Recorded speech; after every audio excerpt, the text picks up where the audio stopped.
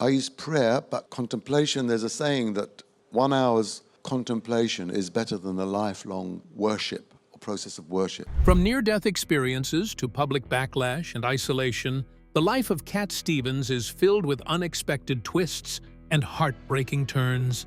What happened that led Cat Stevens to sell his guitars, change his name, and disappear from mainstream music? And how did a spiritual journey turn into years of controversy, exile, and misunderstanding? The answers reveal a life far more complex and tragic than most ever imagined. Struggles with childhood identity. Before the world knew him as Cat Stevens, he was just a boy named Stephen Dimitri Georgiou. Born on July 21, 1948, in London, Stephen's early life was full of confusion, contradiction, and silent struggle, especially with his identity. His father was a Greek Cypriot, and his mother was Swedish. Together, they ran a restaurant in Soho, London, where the family lived in the rooms above. It might sound like a lively place for a child to grow up in, but for young Stephen, life was far from easy. He was caught between two very different cultures, Greek and Swedish, and trying to fit into British society at the same time. Even as a child, Stephen felt like he didn't fully belong anywhere. At home, things were different depending on who was around. His father followed the Greek Orthodox faith, and his mother had a Lutheran background. On top of that, he went to a Roman Catholic school. This meant that from a very young age, Stephen was surrounded by different religious views. One day, it was icons and incense. The next, it was church bells and candles. And another day, it was hymns and prayers in Latin. While some might see this as enriching, for Stephen, it was confusing.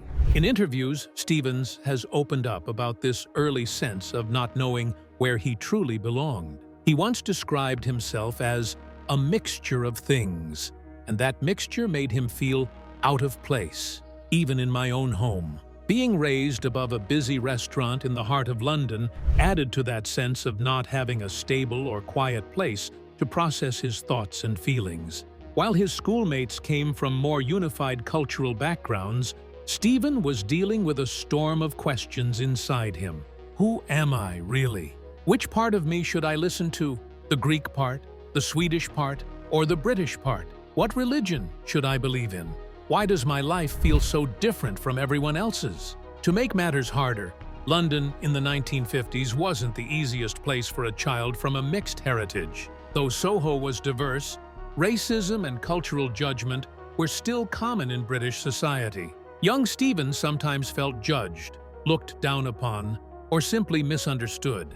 He wasn't British enough for some, and not foreign enough for others. That sense of being stuck in the middle haunted him for years. Music became his escape.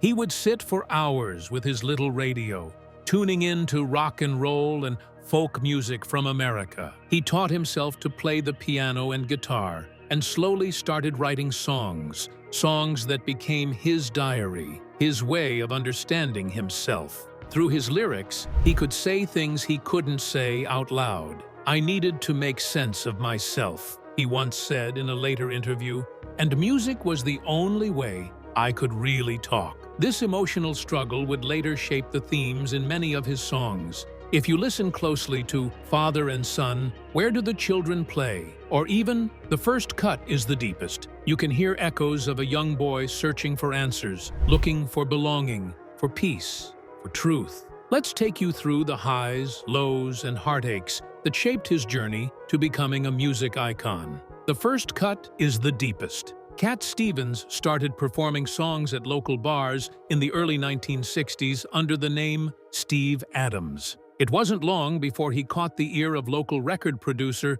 Mike Hurst, who signed him to Decca Records. According to a 2002 interview, Stevens chose the catchier stage name Cat Stevens because a girlfriend once told him he had cat-like eyes. Cat Stevens's first big breakthrough came in 1966 with the quirky love song I Love My Dog.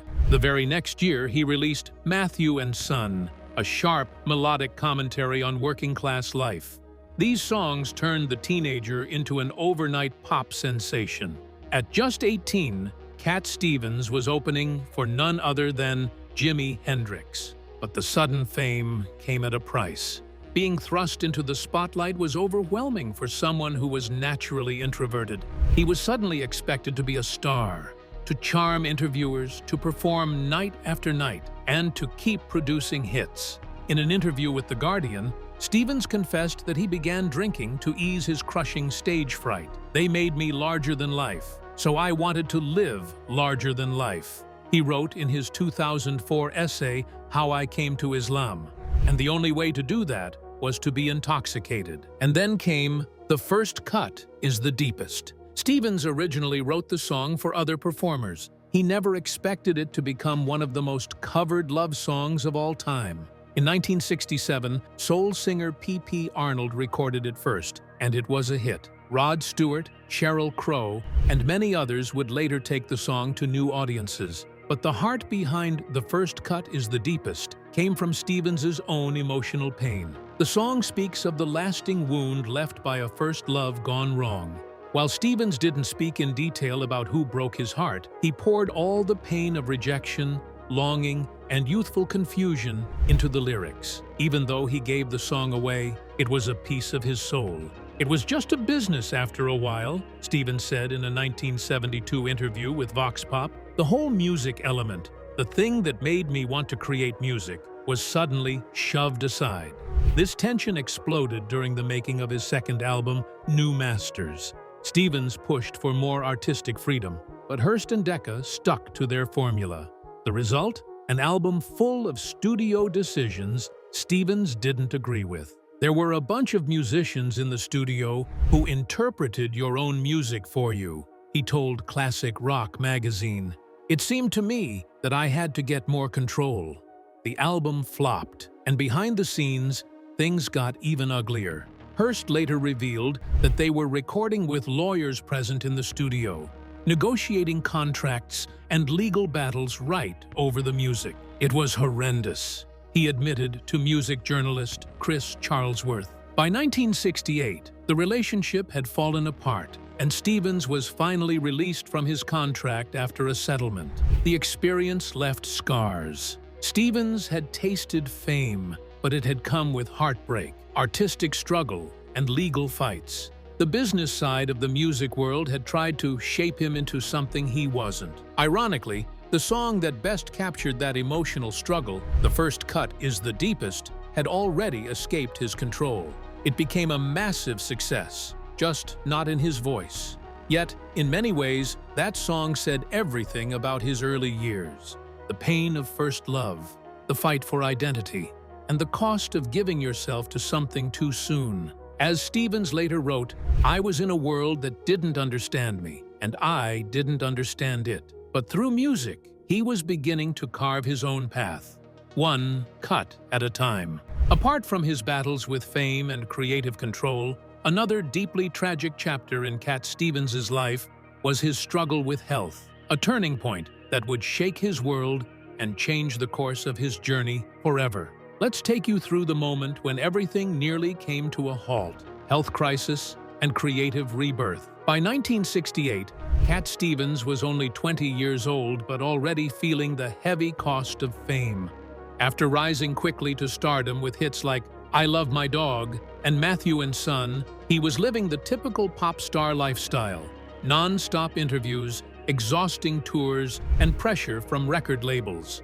Stevens was constantly working, smoking heavily, and turning to alcohol to manage the stress. All the while, he was caught in a draining legal fight with his label over creative freedom. His body, pushed beyond its limits, started to shut down. It began with a cough. At first, Stevens brushed it off as nothing serious. But it didn't go away. Instead, it got worse. He began losing weight rapidly and coughing up blood. Eventually, the symptoms became too alarming to ignore. When he finally went to the doctor, the diagnosis hit hard: advanced tuberculosis. The disease had severely damaged his lungs, causing one of them to collapse. He also had serious pneumonia. The doctors told him he was dangerously close to death, just weeks away if he hadn't sought help. Stevens was rushed to the hospital, where he spent the next 3 months in intensive care. The treatments were painful, including invasive lung procedures. He was weak, scared, and forced to face the possibility that his life and career might be over.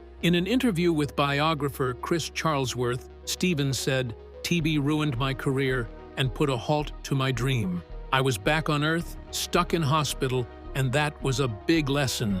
I had a lot of time to reflect. Death was on my mind." The year that followed was slow and painful. He couldn't perform, he couldn't tour. For a rising pop star, that was like being frozen in time while the rest of the world moved on. But while his body was healing, something powerful was happening in his mind. With all that time alone, Stevens started to think deeply about life, death, and purpose. He picked up his guitar and began writing, pouring all the pain, fear, and wisdom from his near-death experience into songs. That period of recovery turned out to be one of the most creative phases of his life. He wrote nearly 40 songs while recovering, songs that would become the core of his next 3 albums, Mona Bone Jakin, T for the Tillerman, and Teaser and the Firecat. These albums didn't just bring him back to the music world, they redefined him.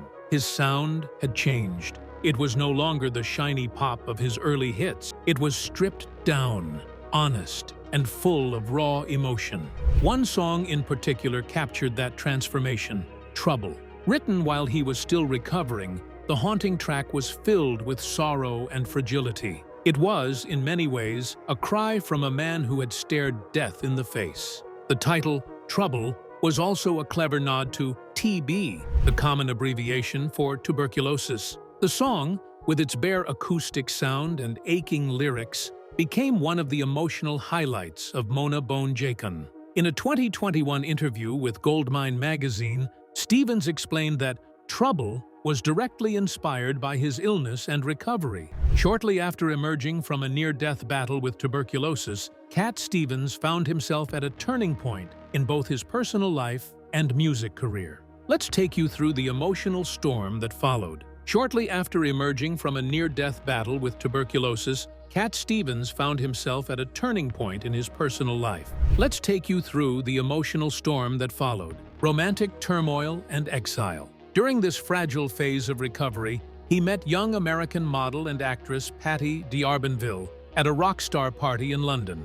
Unlike many others in the scene, D'Arbanville found Stevens kind and approachable. As she later recalled in an interview with famed groupie Pamela Des Barres, it was a roller coaster ride at the party that sealed their connection. While others seemed intimidating, like Jimmy Page, who was also present, Stevens stood out for his quiet charm. The two began a tender romance that lasted nearly 2 years. Their love was filled with sweet, almost cinematic moments, kissing in the grass, watching the 1969 moon landing together, and spending time in Stevens's unique red-painted bedroom, which contained nothing but a bed and a piano. For a while, it seemed magical, but love, especially in the fast-moving world of young fame, isn't always enough. D'Arbanville's career often took her across the Atlantic to faraway places like New York and Los Angeles. The long distances created emotional gaps between them.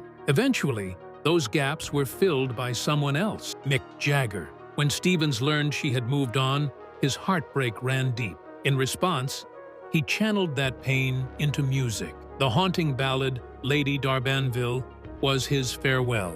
In it, he mourns her like a grieving lover at a grave, singing, "I loved you, my lady, though in your grave you lie. I'll always be with you. This rose will never die." The song stunned D'Arbanville when she first heard it. "I cried," she admitted to Des Barres, "because that's when I knew it was really over." Stevens didn't stop there. His sorrow inspired more songs, including Maybe You're Right and the heartfelt Wild World in 1970, which would become one of his biggest hits. Looking back, Stevens would simply say in a 2021 Guitar World interview, "It had ended and I wished her well." But the emotional weight of fame, failed love, and personal questions began to press even harder on him. At just 25, he chose to disappear from the public eye. Suffering from an identity crisis, Stevens exiled himself to Brazil, then a distant, off-the-map place.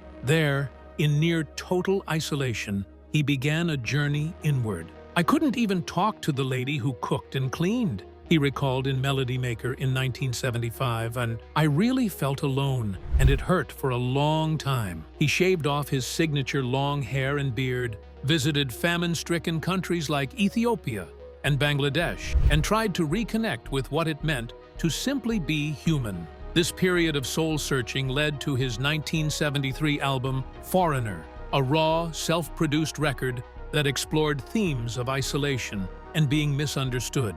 Stevens once said, "To write with feeling, you have to know yourself." That journey, through illness, heartbreak, and spiritual exile, helped him do just that. This was the phase of his life where fame couldn't fill the emptiness. He was completely lost. Let's tell you how Cat Stevens battled through his identity crisis and searched for meaning beyond the spotlight. Spiritual exploration and identity crisis. In 1976, at the height of his fame, Cat Stevens was living the dream most artists could only imagine. His Magicat Earth tour had audiences around the world in awe, and his name was synonymous with soulful lyrics and heartfelt melodies. But behind the scenes, Stevens was deeply troubled. He had already survived a near-fatal battle with tuberculosis, gone through heartbreak, and struggled with a crushing identity crisis. Despite being adored by millions, something was missing. And then, something happened that would change the course of his life forever. While spending time in Malibu, California, Stevens decided to take a swim in the ocean. He was alone that day and seeking peace, maybe even escape. What began as a casual dip turned into a terrifying experience. As he swam further from shore, he was caught in a powerful riptide. The current dragged him deeper into the Pacific, and soon he realized he couldn't get back. Panic set in. He was exhausted, helpless, and entirely alone. In a 2006 interview, Stevens recalled that moment vividly. "After I was swimming for about half an hour, I couldn't get back to shore," he said. "At that point, quite simply, there was no one to help me. As they say, you'll never find an atheist on a sinking ship." With no one around and death staring him in the face, he did the only thing he could. He cried out to God. "I said, 'Oh God, if you save me, I'll work for you.'" And then something remarkable happened. A wave surged from behind him, lifting and pushing him back toward land. Energy surged through his tired body, and somehow he made it to safety. To some, it may have seemed like chance or luck, but to Stevens, it was nothing short of a miracle.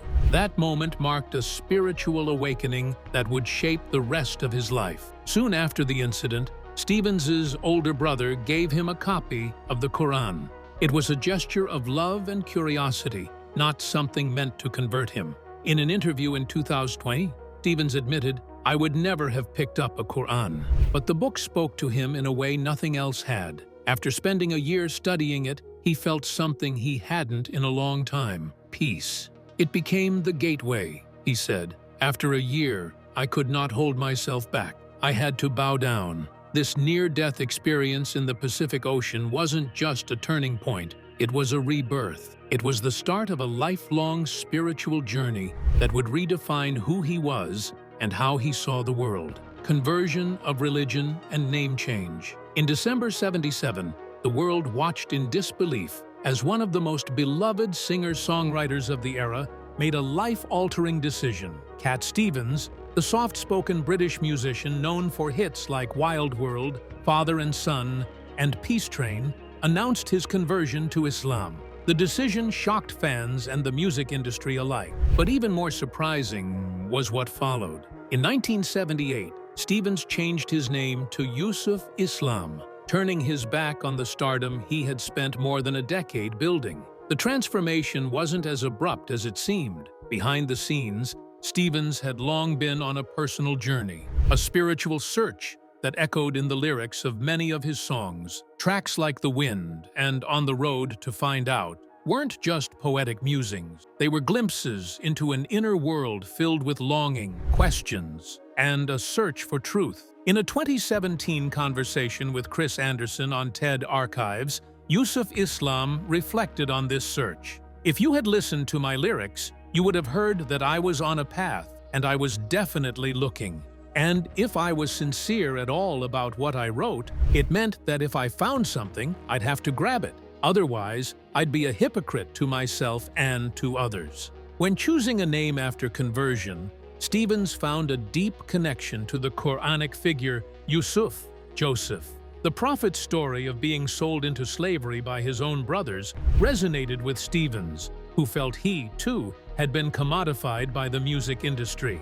By adopting the name Yusuf Islam, he symbolically shed the persona of Cat Stevens, a name and identity that had once brought him fame but no longer aligned with his spiritual values. In 1979, Yusuf made his most dramatic move yet. He walked away from mainstream music entirely. Though Islam does not forbid music outright, Yusuf felt the industry conflicted with his evolving values. He had grown tired of the fame, the pressure, and the excess that often came with life in the spotlight. Instead, he chose to focus on his faith, family, education, and philanthropy. Many were stunned, even disappointed. To his fans, it seemed like he had disappeared overnight. But Yusuf was not running away.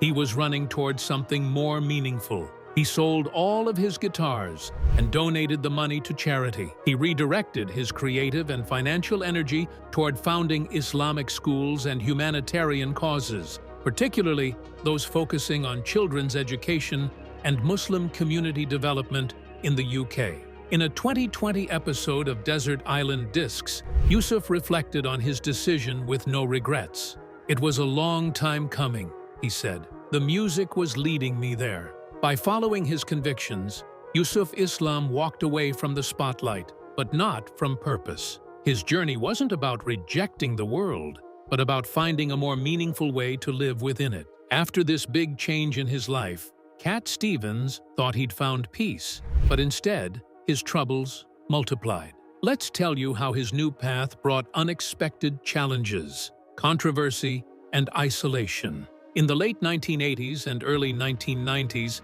Cat Stevens found himself at the center of a whirlwind of controversy that threatened to erase the goodwill he had built through his music and charitable efforts. The trouble began in 1989, following the publication of Salman Rushdie's novel, The Satanic Verses, which many in the Muslim world considered blasphemous. The reaction from Iran was swift and severe. Supreme Leader Ayatollah Khomeini issued a fatwa calling for Rushdie's death. It was an international crisis that put Islam and the West on a collision course. Yusuf Islam became embroiled in the controversy when reporters asked him about the fatwa during a speech at Kingston University and again on Australian television. His remarks were perceived as supportive of the fatwa, and the media seized on them. Although Yusuf later clarified that his words were taken out of context and were merely quotes from scripture, the damage had been done. He explained on his personal website and to Rolling Stone that editing and cultural misunderstandings, including his dry British humor, distorted his real views. He also stated that he released a clarification condemning the fatwa shortly after the interview. But this received little attention. The backlash was intense. Radio stations banned his music, some DJs smashed his records on air, and the band 10,000 Maniacs removed their cover of his song Peace Train from their catalog. Public opinion turned sharply against him, casting a long shadow over his career. The controversies didn't end there. Yusuf was twice denied entry into Israel, first in 1990 and again in 2000. Authorities accused him of donating money to Hamas, an Islamic organization designated as a terrorist group by several countries. Yusuf denied the allegations, asserting that his financial contributions were strictly for humanitarian causes. "I have never knowingly supported Hamas or directed money to them," he wrote, emphasizing that his charity work focused on aiding victims of war and natural disasters. Following the 9/11 terrorist attacks in 2001, Yusuf issued a strong condemnation of the violence, calling the events horrifying and stating that no true Muslim could support such actions. Despite his statement, suspicion lingered. In 2004, while en route to Washington, D.C. to meet Dolly Parton for a musical collaboration, his name, Yusuf Islam, appeared on the U.S. no-fly list. The plane was diverted to Bangor, Maine, where he was detained and questioned by Homeland Security before being deported to London. Yusuf later explained to ABC News that the ordeal was likely a result of mistaken identity, as he was repeatedly asked to spell his name. Fortunately, he has since been able to return to the United States without incident. Yusuf also faced allegations of sexism. In 2007, the World Entertainment News Network claimed he had refused to speak to unveiled women at a German awards ceremony. The accusation quickly spread, reinforcing negative stereotypes. Yusuf responded forcefully, calling the claim absurd and highlighting his extensive history of public interactions with women. He explained that the misunderstanding stemmed from a private request by his wife that he not engage in physical gestures like hugging or kissing other women in public. He had simply asked his manager to communicate this politely to event organizers. Yusuf Islam successfully sued the news agency for libel, receiving both an official apology and a substantial financial settlement in 2008. He donated the damages to charity, as he had done with a previous libel case involving false claims about his support for terrorism. Cat Stevens proved time and again that his life was full of surprises, and just when the world thought they'd seen it all, he delivered another unexpected twist. Let's tell you what it was. Return to music and legacy. After decades away from the commercial music scene, Cat Stevens surprised the world once again with a powerful and deeply symbolic return to music in 2006. But this time, he re-emerged under a new name, Yusuf. The move wasn't just about making songs again, it was about reconciling his past as a pop icon with his present as a devout Muslim. For Yusuf, returning to music was not a step backward, it was a way forward, one that allowed him to share his spiritual values while reconnecting with his artistic roots. His comeback album, An Other Cup, was a blend of his signature folk style and thoughtful spiritual messaging. Released after nearly 3 decades of musical silence, the album marked a profound moment in his journey. Following An Other Cup, Yusuf continued to evolve as both a man and a musician. He began using the name Yusuf Cat Stevens, a symbolic gesture that acknowledged both sides of his identity. It was a way to bridge his past with his present and to let longtime fans know that the heart and soul behind the music were still very much alive. This decision was widely embraced, as it reflected the duality of his journey, once a global rock star, then a man of faith, and now a blend of both. In 2014, Yusuf released Tell 'Em I'm Gone, a bluesy, roots-inspired album that dug deeper into themes of freedom, struggle, and spirituality. That same year, he was honored with induction into the Rock and Roll Hall of Fame, a milestone that recognized his profound contributions to music and culture. In his acceptance speech, Yusuf reflected on his life's twists and turns, expressing gratitude for his fans who had stayed with him through the changes. It was a moment of validation, not just for his music, but for his personal growth. Then, in 2020, Yusuf returned to a project close to his heart, Tea for the Tillerman 2. This wasn't a simple re-recording. It was a complete reimagining of his classic 1970 album. Songs like Father and Son and Where Do the Children Play were revisited with new arrangements and vocal performances that reflected the passing of time and the wisdom gained from a life full of transformation. In 2023, Yusuf Cat Stevens released King of a Land, a new album that continued his tradition of crafting thoughtful, spiritually infused music. The album explored themes of leadership, purpose, and justice, relevant both to Yusuf's worldview and to global conversations about humanity's direction. Despite all the years and changes, his voice remained unmistakable, filled with warmth, purpose, and an unshakable belief in the power of music to heal and inspire. What are your thoughts on Cat Stevens' incredible story? Share them in the comments below.